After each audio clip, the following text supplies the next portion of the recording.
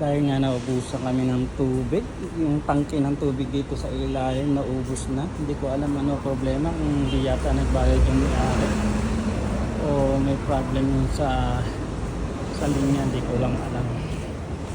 Kaya ang diskarte, bumili na lang ng isang tangking ano yun, isang sasakyan. Ito sa labas, alauna ng ganang araw. Kaya isang ganyan. At sasaling siya dito sa ilalim. Ganyan. Ganyan dito sa ilalim. Ito kasi ilalim may tangke yan. Yung isang bullet truck na ganyan. Sasaling yun sa ilalim. Ayan ang itakip yan. No?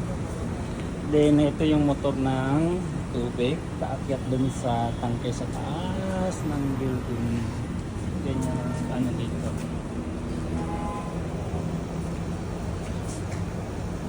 Kasi diba sa Pilipinas na parang sa Nawasa diba, direkta pupunta sa bahay, pupunta sa tangke.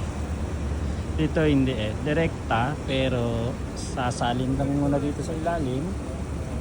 Pag may laman na tong ilalim, may motor naman paakyat dun sa tangke ng bahay o building. Kaso nga naubusan na ng laman tong ilalim.